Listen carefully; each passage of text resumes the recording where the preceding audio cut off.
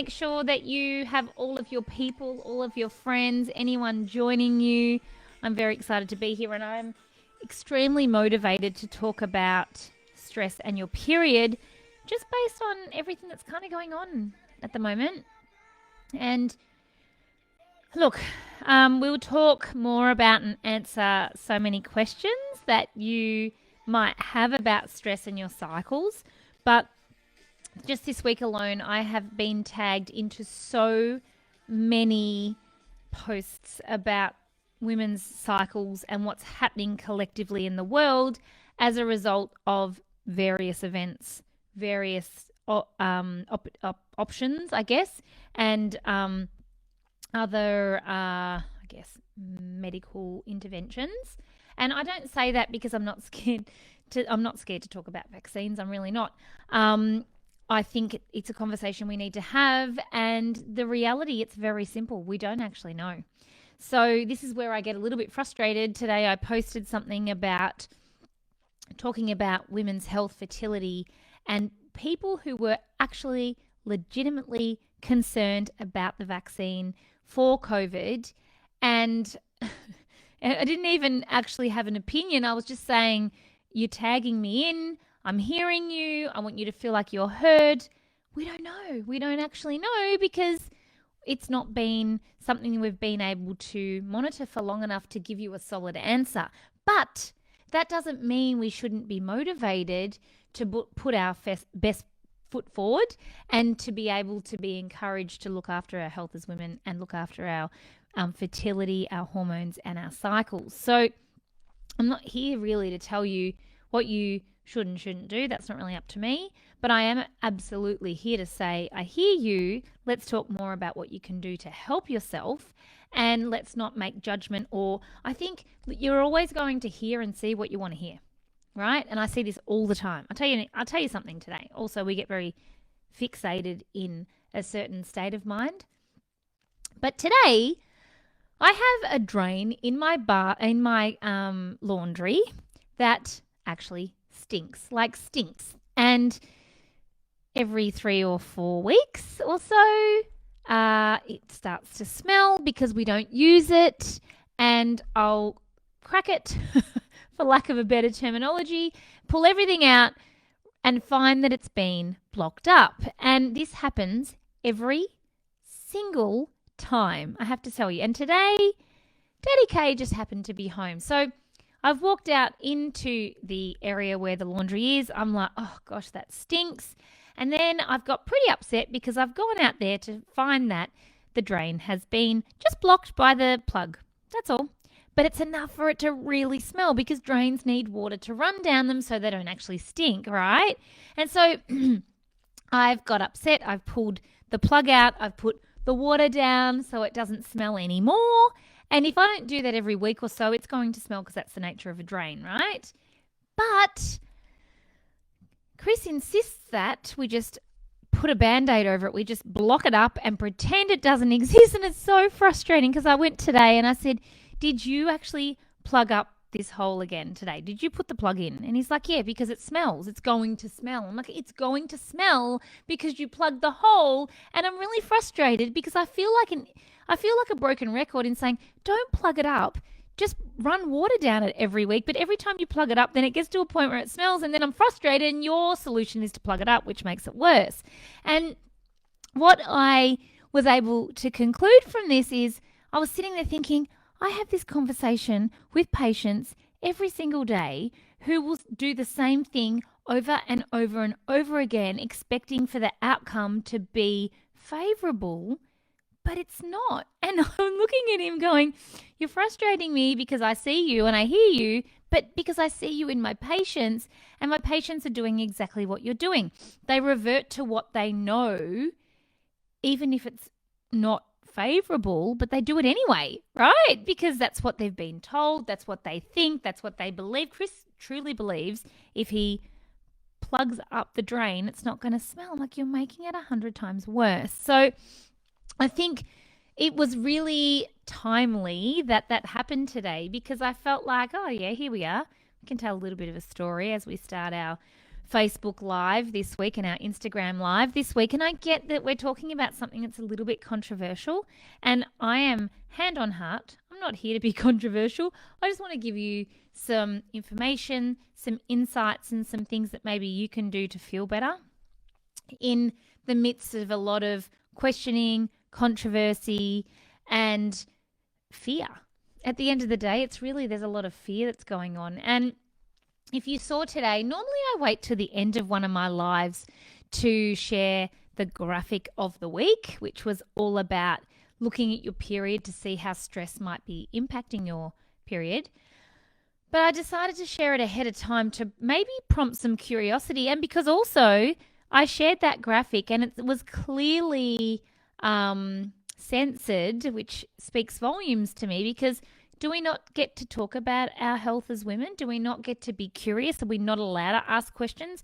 Are we not allowed to think, maybe something's going on? And that made me a little bit upset, to be honest, because I felt like we don't even get a chance to ask these questions that are completely legitimate with our heart truly asking, like, is this going to be okay? Can I do these things as a result of what's going on in the world and expect my fertility and my hormones to be okay? And I think the answer to that is we don't know, and no one can know. Nobody can actually tell us moving forward, and that's not to be a conspiracy theorist. That's not to shone on medical systems, on pharmaceuticals. That's just the reality of what we're looking at. We don't actually know. And I think that becomes very confronting for us as women, because it's a topic of conversation. There's a lot of women reporting what they associate to be a result of, whether it's stress or vaccine or whatever, they are questioning this. And I think that's really important to be heard.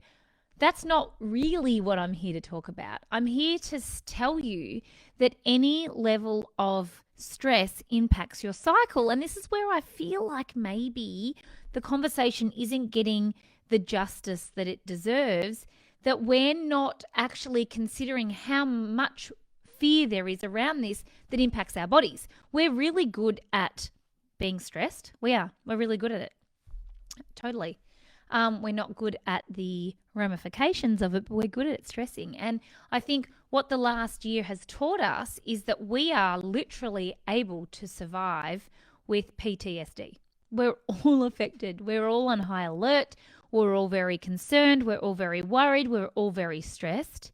And we keep on going, which is amazing, but it actually has to take its toll somewhere along the line. And we discount this, and we've glorified stress. We know this. We accept it to be a given, and it's almost like if we're not stressed, then we're not going to be successful. We're not going to get the outcome that we desire, yet stress pretty much comes in, pulls rank, and shuts down so many systems in your body, yet you expect your body to continue to perform. So I just want to say a shout out to the people on Instagram that are giving me all the love and the love hearts. I really appreciate that. Facebook's got a little bit of learning to do, but that's all right. But for everyone that's on Instagram, thank you for all the love. I really appreciate that. So I think this is what we need to start to ask some questions around, and I'm here to answer your questions tonight. But if you are feeling scared or worried, or like I said, we see what we want to see, right? And I keep looking at all of the information that's being shared at the moment, and I'm like, if we could just stand back for just a minute, and analyze everything that's going on and work out, am I freaking out, or is this actually happening? And I'm not discounting if it is happening. We don't really know. But if we could just stand back for a minute and evaluate everything, what would that look like? And also, how is my body responding to stress? Whether it's stress of epic world proportions, or whether it's stress of my job, my children, my lifestyle, my family, it doesn't go away. You don't get to tap out unless you choose to tap out. And that's not a skill that we've necessarily been taught. So I do want to answer questions that you asked tonight about your period and stress. And I really want to highlight just how much of an impact stress of various kinds is going to absolutely have on your hormones and your cycle and your period. And again, I want to thank the discussions that are going on as a result of various events in the world, medicines in the world, let's call it. I'm really not afraid to say vaccines either, because this is not just me that's asking, this is many of us. But I really do want to shine a light on this and just ask ourselves, are we just worried about something that actually hasn't happened yet? Are you actually just stressed about the potential? And then if you are stressed about the potential, how do we use stress as our superpower?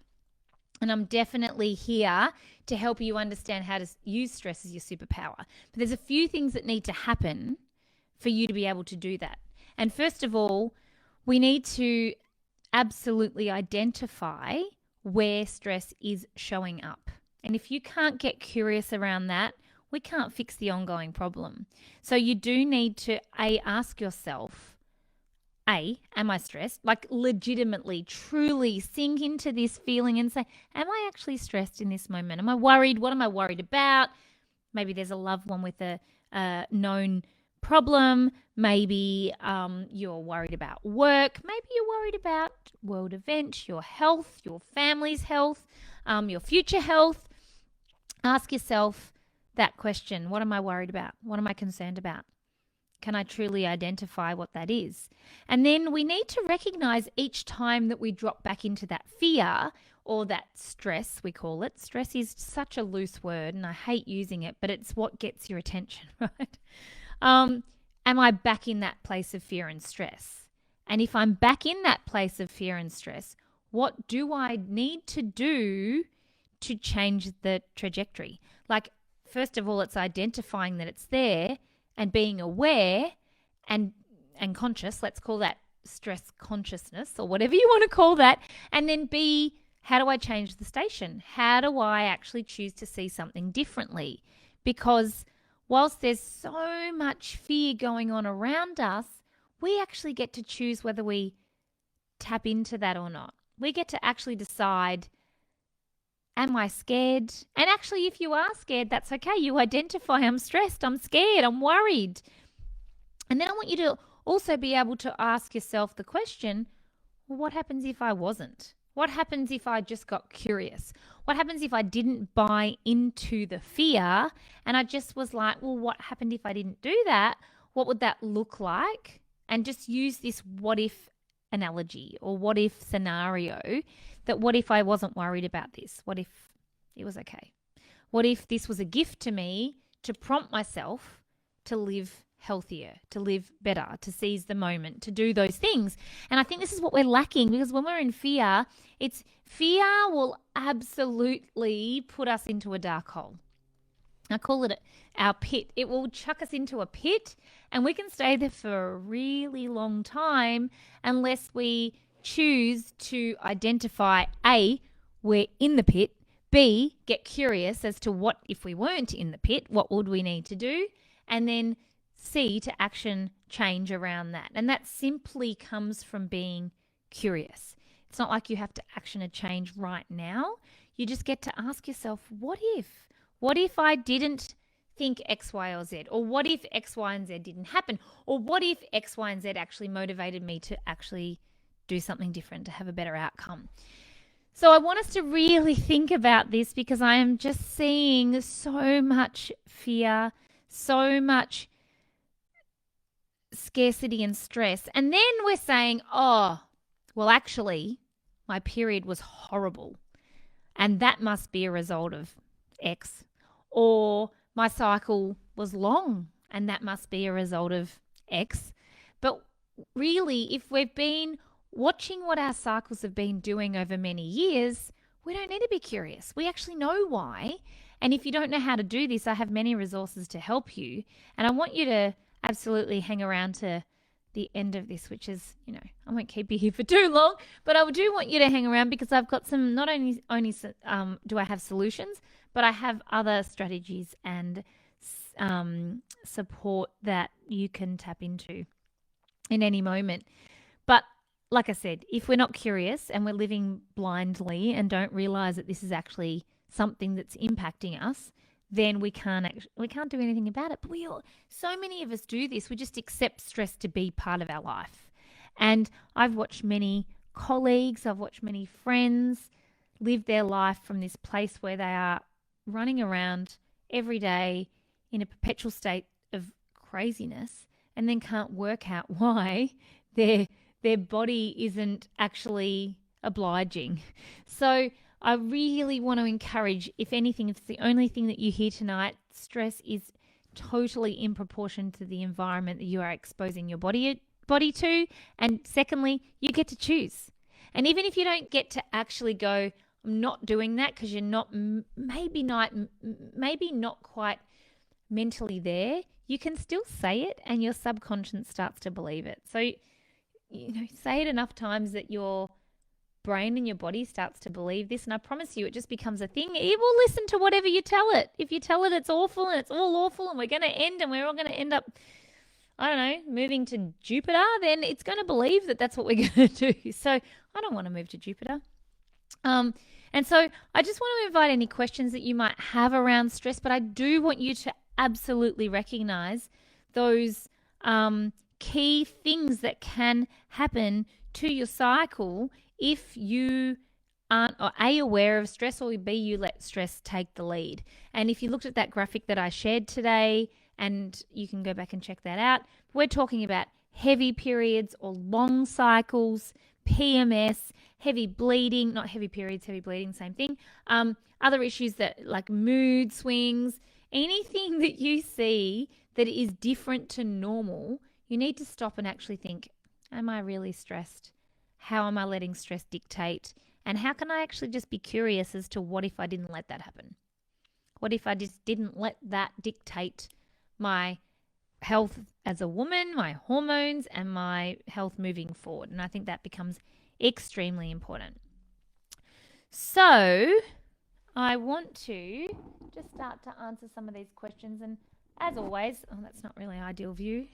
As always, Instagram wins because there's always questions over there. Let's have a look here. All right. So just some words of encouragement, which I love. Thank you for having this discussion. It's important to question. I hope this discussion continues. I'm still here. My stress led me to overactive thyroid. I'm 45, wanting to have a baby. It slows you down, but it doesn't have to. And I tell you something, when it comes to stress and thyroid and fertility, you have to get your thyroid to behave. It is the number one thing that I will say to patients nearing pregnancy or during pregnancy. You must monitor your thyroid, like you 100% must.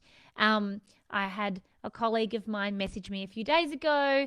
They were asking questions about thyroid and elevated thyroid hormone or elevated TSH. And I'm like, you need to get that in check immediately. Like that is one deciding factor in fertility.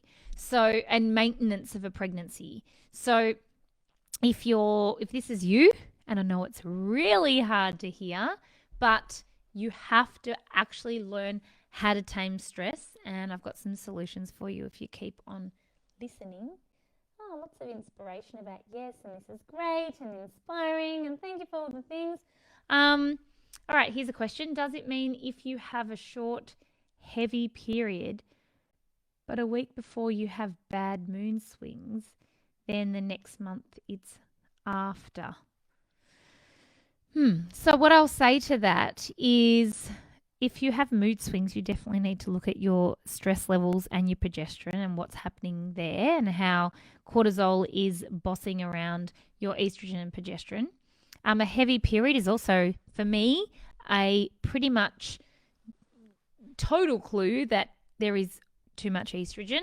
So more estrogen, more lining, more bleeding. Actually, I'm going to say pretty much always. I was about to say not always, but actually pretty much always. Grania, hi. Do you recommend testing? I think testing can be excellent, but it is not the definitive. So, testing can tell us so much, but the problem with testing is it depends on the person testing. It depends on the time of testing. the lab, the person reading the tests, where you are in your cycle. Like, there's a lot of variables. So it's not that testing doesn't work. It's that we need to test at the right time to find the information that we need. And if we're not doing it at the right time, and typically that is going to be cycle day 2, or for someone who has a regular cycle, cycle day 21, or for somebody who has a regular cycle but can work out when they ovulate, roughly 7 days from ovulation, or for somebody who doesn't have a regular cycle or no cycle, knowing that and using that information as well means you can profile all of that to get a good indication of what's going on, but it's not the only indication of what's going on. And I think this is where we fall short, is we put all our eggs into that basket when it doesn't necessarily take into consideration so many of these variables. But the amount of patients that I come to me, that their health providers have told them X, Y, or Z, and I'm like, but your symptoms don't tell you that. So we need to profile symptoms as well as tests and look at that overall picture. And this is what holistic health obviously does. What hormones are out of balance when it comes to getting acne below the jaw? Usually pops up around ovulation and before my bleed. So anything that's around the mouth is typically digestive, and anything that's along the jawline or down the neck is definitely hormonal, and generally low progesterone, excess estrogen, which we've spoken about so many times. So the trick here is it's not to supplement progesterone, it's to clear the excess estrogen to support healthy progesterone to clear out the skin better. And the progesterone in proportion to estrogen is so necessary in terms of looking after your hormones, in looking after your moods, your skin, your cycles, your hair, like just sleep, bones, everything. It's so important that you have that in check. So I've got loads of information on my website and other IGTVs if you want to check that out. Is it hormonal for periods to come every 3 weeks and only last a couple of days versus a typical monthly cycle? So it's always important to work out why cycles are short and what phase of the cycle is short. And we've spoken about this a few times, but you need to work out when you're ovulating to work out which hormone needs support. So if you're ovulating too early, it can mean you don't have enough estrogen, therefore you don't have enough progesterone and the cycle can be short. Or it can be you're ovulating too late because of low estrogen that can then impact your cycle to have low progesterone. So that makes it really tricky. Excuse me. I'm choking on my own tongue.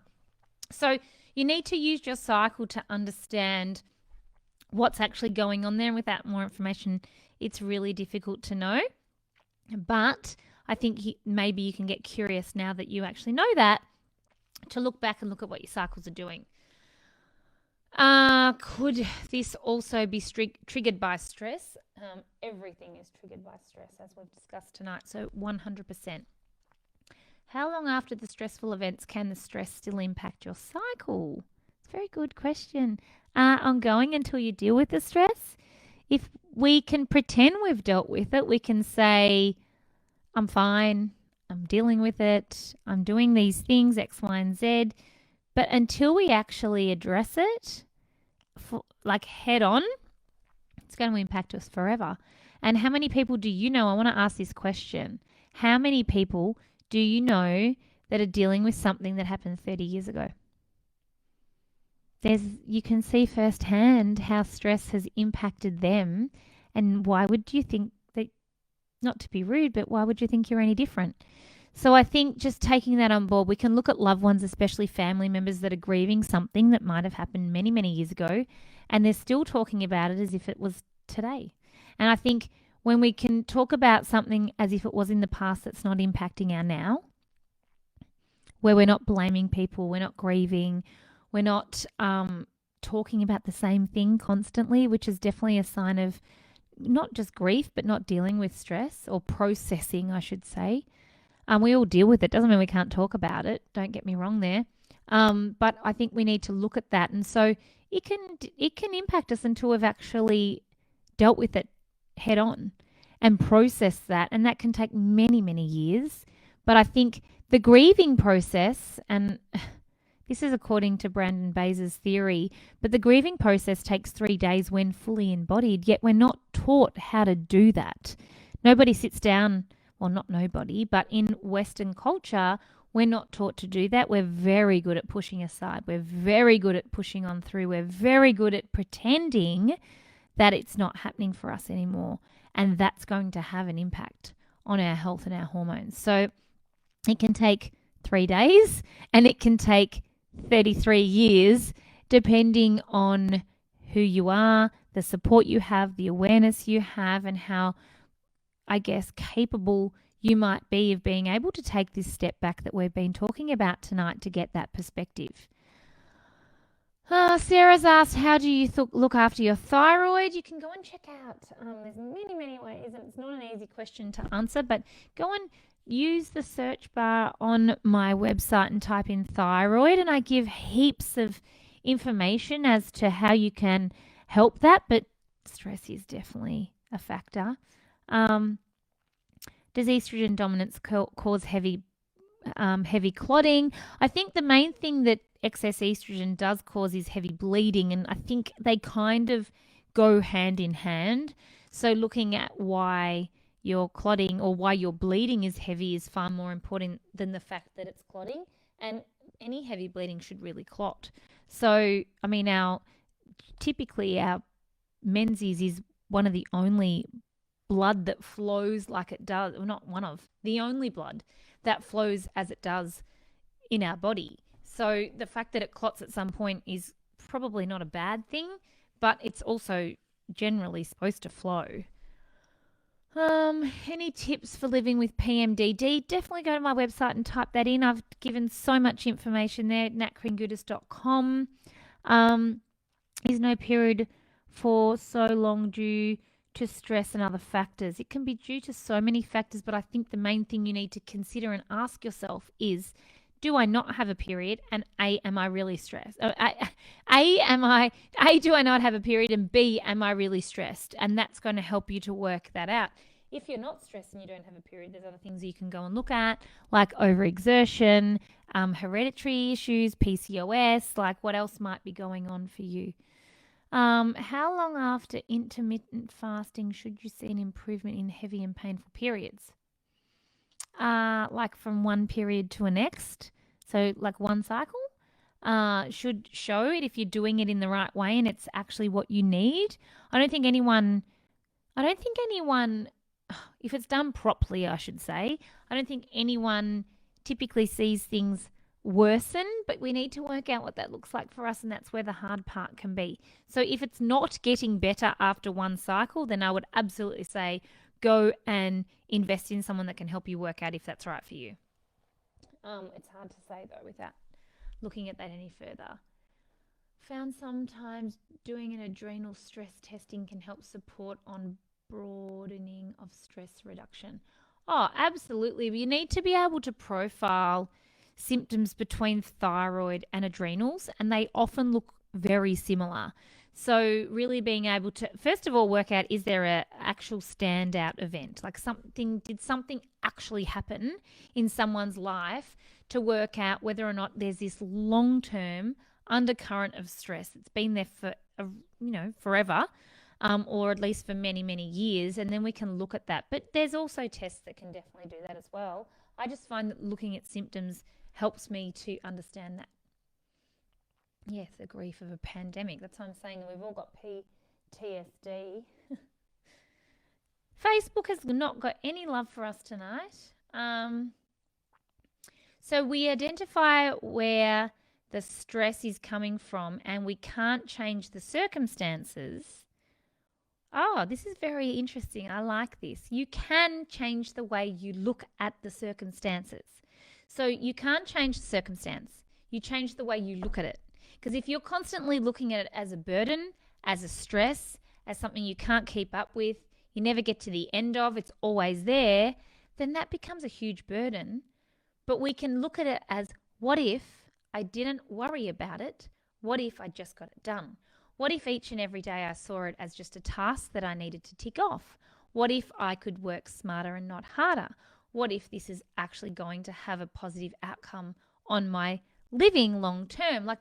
We need to recognize, again, we're overwhelmed by the stress that's coming from circumstances, and B, how do we ask the what if question? What if I didn't stress about it? What would that look like? It's not that you might not stress about it ever again. It's that what you're currently doing by asking yourself that question is creating yourself some space and getting curious about even that just being an option. Like that was just an option that you had. It immediately creates expansion. It immediately creates space. And in doing that, you can have a massive shift in just one moment. And so that's what I want everyone to be able to do is go, what if I didn't stress? And by asking you that question, and being curious, you immediately create space. And that's what we need to keep coming back to, I think, in managing everything that's going on that is clearly having a result on our health, especially as women, is what if I didn't buy into the stress? And B, what do I need to do to feel healthier? What do I need to do in this moment to feel better, to be better, to rise above, to protect myself as much as I can, to actually be healthier? And that just comes with awareness, truly. Okay, what are your first thoughts on someone that has periods that last 3 to 4 weeks with only a couple of days break? First thought is to definitely go and see a practitioner or a doctor that can go and explore that. There's many reasons why that might be happening, but I think doing a test to see, looking at your cervix, we used to call it a pap smear, now we call it a cervical screen. Go on and have a look at that. It doesn't necessarily mean there's anything wrong. Just rule that out. But long-term bleeding can happen for a number of reasons, but we really need to rule out immediate reasons why that's happening. And then also I would look at thyroid, and obviously your hormones to get on top of that. But definitely start with investing in someone to look into that a little bit deeper. How many years for teenagers to get consistently regular? I think it's supposed to say consistently regular cycles. Okay, so our hormones don't mature until we're around 21. So if you're not experiencing regular cycles until around that age, then I'm not too concerned. Having said that, you're not a patient of mine. I would need to look at how irregular they are, what age someone is. Typically around the age of 16, we start to see changes that can mimic PCOS. It's not PCOS, it's just a normal phase that we go through, but this is often where we really panic because maybe we've had a period for 3 or 4 years by this point in time, and all of a sudden they go or become irregular, and then that can become stressful for us. So I think you need to consider all of those factors to really answer that, but I wouldn't be concerned within reason if you were my patient until later years in life, from around 21. Should period blood smell? You're probably just sensitive to it. It maybe doesn't actually smell as bad as you think, and probably no one else can smell it. I think we can smell our own often. I think you'd probably also find it's really not actually that offensive, but we're just very conscious or aware of it. How many questions are we really looking at here? I'm just checking. All right, let's have a look. A couple more questions. I'm just sorry I'm skipping through these because we are getting on into the evening. Periods becoming later and lighter. Oh my goodness, this is something that happens totally. Nothing to worry about as we get older. Enjoy it because then it's going to become heavier and then irregular and then missing altogether. So they do become lighter before they become heavier. What is PCOS? What is PCOS? Is that completely different from early menopause? That's another whole conversation which we've done plenty of discussion on, but PCOS is a syndrome where you have elevated androgens, multiple follicles on the ovaries, as well as other signs and symptoms, including insulin resistance. It is completely different from menopause or early menopause. Depending on your age, we start to transition through perimenopause from around 35 and on average transition through menopause around 50. So I don't know, I have a lot of information, but any of those things I've just mentioned, if you jump on over to my website, which is natkringudis.com, you'll get a whole lot of information, whether you search PCOS or perimenopause or menopause. You'll get information that should be able to help answer those questions in a little bit more detail. If you need hormones sorted, do you see a naturopath over a medical doctor? I don't think that you need to see the right kind of health provider for your needs and that can hear you. So if you're seeing a gynecologist who can test your hormones and is able to look at it from a functional perspective or a holistic perspective, then that's really going to help you. If it depends, it really depends on their philosophy and their background. And I think that's where I would encourage most people to start. I think our medical doctors are, unfortunately, they get a bad rap, and it's not their fault, but they're not hormone experts. And I think this is where seeing someone who is a hormone expert really does do you more justice. So definitely getting your hormones tested, getting your gynecologist to take a look at those.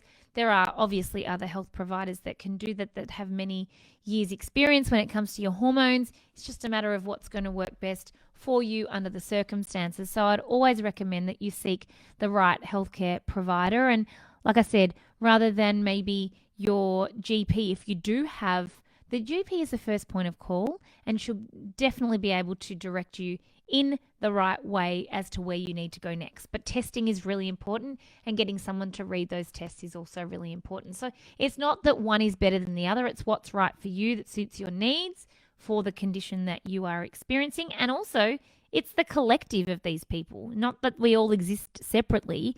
We all come together with your health in our best interest to get the best outcome. So it's hard to find that team of people, but that's definitely what you should be looking for. Oh my goodness, there's still a lot of questions. Thank you for the live. They're going to keep checking it out. Good to know. A lot of these aren't questions, which is nice. Teenage daughters, good to know. Yes, okay, awesome. Oh, let's look at this. One of your favorite quotes. You may have been given a cactus. I love it. But you don't have to sit on it. I love it. That's awesome. All right, we should probably wrap up at this point, but I want to let you know. So if you are really feeling the impacts of stress, why does Facebook always kick me off at this point? I reckon Facebook is finished. Oh, no. No, we're still here. Okay. So I want to let you know that obviously I've got lots of resources. If any of this has resonated with you, head on over to natkringudis.com, have a look, do the hormone worksheet, work out what your hormone profile is or what you might be experiencing, but also that my Debunking Your Stress Masterclass is here to help you, A, recognize stress, B, identify what to do next, and C, action change. And so debunkingstress.com is your 101 when it comes to this. And for anyone who's watching tonight, I want you to use the code debunking to get 30% off. So head on over debunkingstress.com and use the code debunking and get your 30% off. And it's really going to help you to find, like I said, you have to identify where it is first. It's useless otherwise. And then be able to find tangible tools and tips and tricks to actually action to actually know tomorrow's going to be better. Too many of us live in hope that tomorrow's going to be better without actually doing anything, and that's not really going to get us anywhere. So I want you to head on over to do that. Like I said, debunkingstress.com or via my website, natkringudis.com. All the info's there. Thanks, guys, for joining me tonight. I'm going to see, let's see what our music's playing. Well, it's still playing the same song very loudly. Thanks, guys. Thanks for sharing this. Thanks for being here. This will be on IGTV and Facebook Live. It'll remain here. And then, of course, on my YouTube channel as well, which if you haven't checked out yet, are we really friends? Which is also just Nat Kringudis. So Lots of tools and tips. Thank you for joining me. It's been nice not to have a heart out for book club tonight. I hope this has been useful. Let's keep having this conversation, supporting each other, loving each other, regardless. Just love each other. I think that will be a game changer for everyone. Have a great night, everyone. Happy hump day. Bye.